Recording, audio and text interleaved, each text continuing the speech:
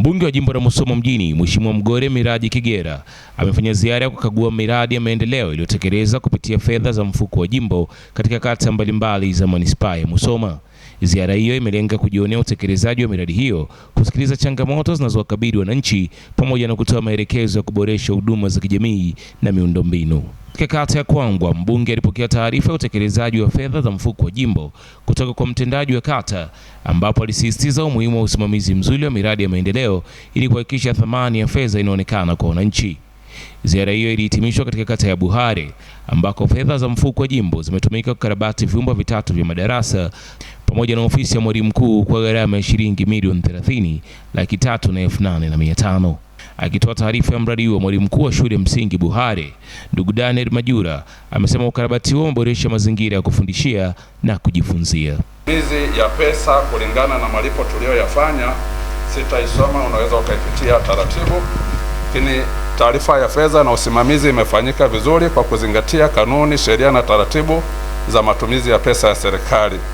Muonekano wa majengo baada ya ukarabati ni kama ambavyo yanaonekana hapo na katika uhalisia kule nje.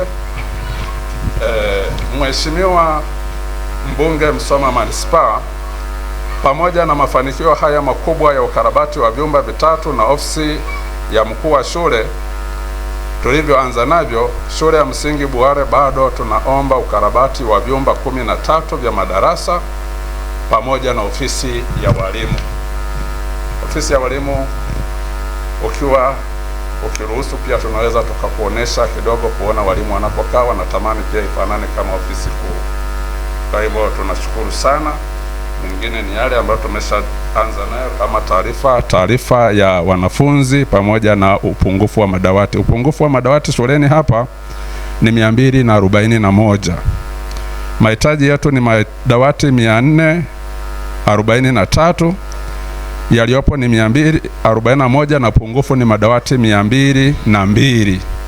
Pamoja na jitihada zingine hizo, tukipata madawati tunaamini taaluma itashika kasi kubwa katika kusaidia wanafunzi wetu kujifunza vizuri mahali hapa. Karibu sana, napenda kuwasilisha. Kwa upande wake, diwani wa kata ya Buhare amepongeza juhudi zinazofanywa kupitia ofisi ya mbunge na kusisitiza umuhimu wa kuendelea kupeleka miradi ya maendeleo inayogusa maisha ya wananchi. Mheshimiwa mbunge, wana Buhare tunayo faraja kubwa kuliko kawaida.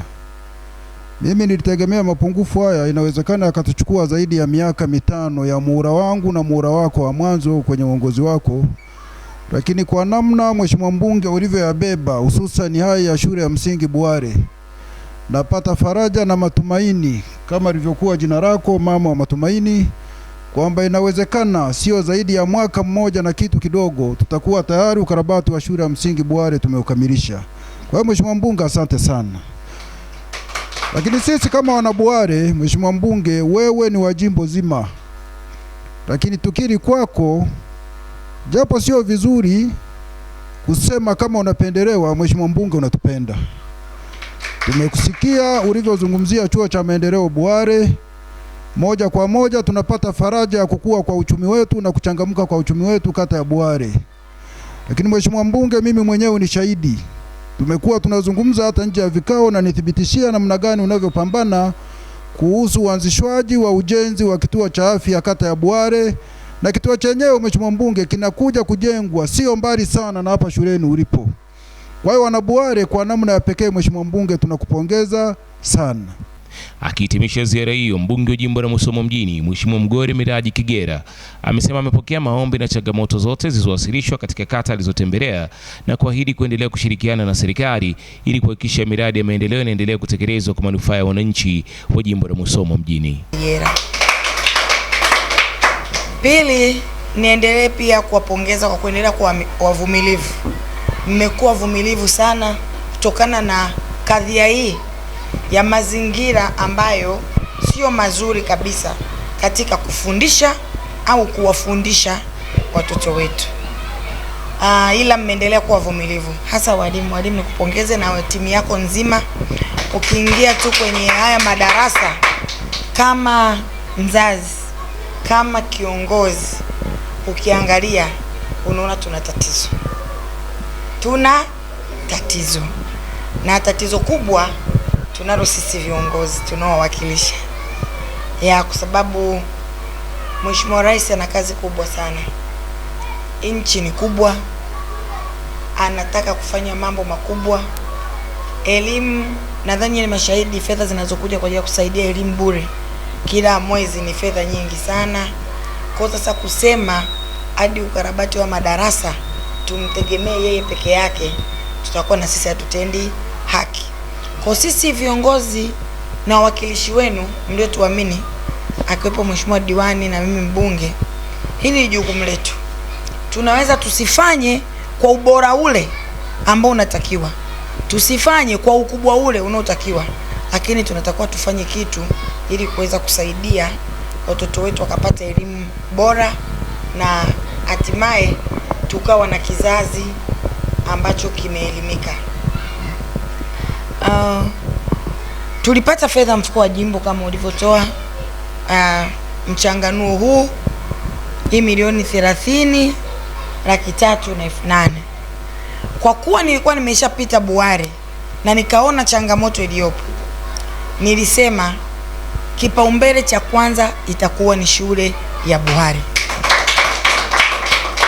Nadhani tumetoka tu hapa kupita sasa hivi, mmeona hali ya hayo madarasa ilivyo. Sasa ndio ilikuwa hivyo, na isitoshe yale ilikuwa ni zaidi. Yalikuwa zaidi. Sasa fikiria kama haya yako hivi, yale yalikuwa zaidi, yalikuwa yako vipi?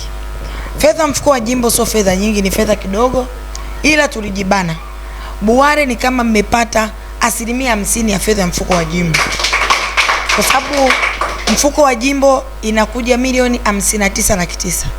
Lakini hapa imekuja milioni 30,300,000. Kwa hiyo kipaumbele cha kwanza niliwathamini wana Buhare na vijana wetu ili waweze kupata elimu katika mazingira mazuri. Na hata walimu pia inakuwa ni shida, mnatoka nyumbani mnakuja, hata mtu unakuwa una ile appetite ya kufanya kazi.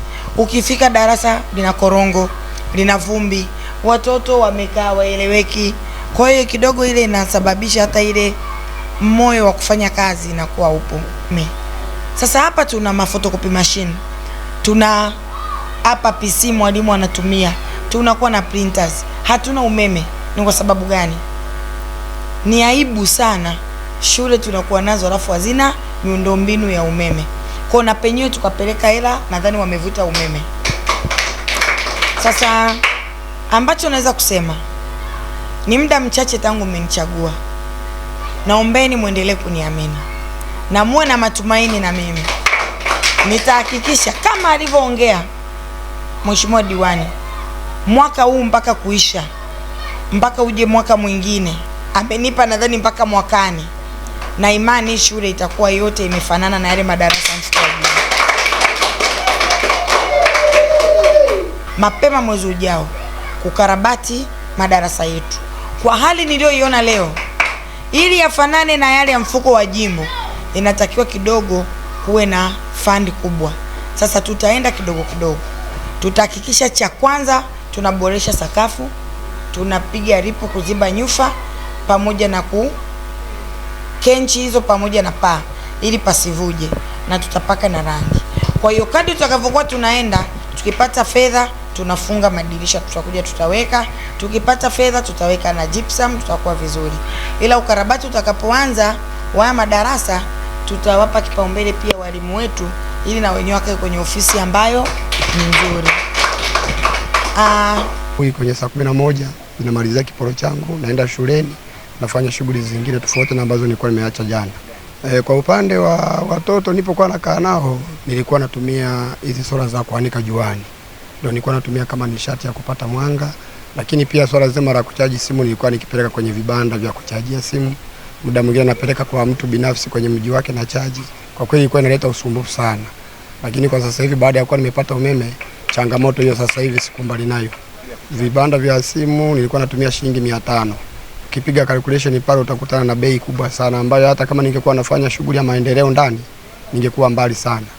Ninachoweza kuomba kwa wadau wa elimu sasa ni katika eneo letu ile la Buhare ni kwamba wachukulie hali halisi ya changamoto iliyoko katika shule yangu hii hapa kuona kwamba changamoto hizi waweze kupata ufumbuzi au namna ya kuweza aidha kama sio kuzimaliza basi ni kuzipunguza. Asante. Uwepo wa umeme katika mashuleni unatusaidia sisi walimu kwanza kuepukana na shughuli au na adha ambazo zilikuwa zinanipotezea mimi muda, kama ulipotezea mimi muda wa shughuli zangu za ufundishaji kwenda aidha kutafuta labda kupeleka simu chaji au nahitaji kwenda labda kurelax, kwa mfano kuangalia mpira, unaona.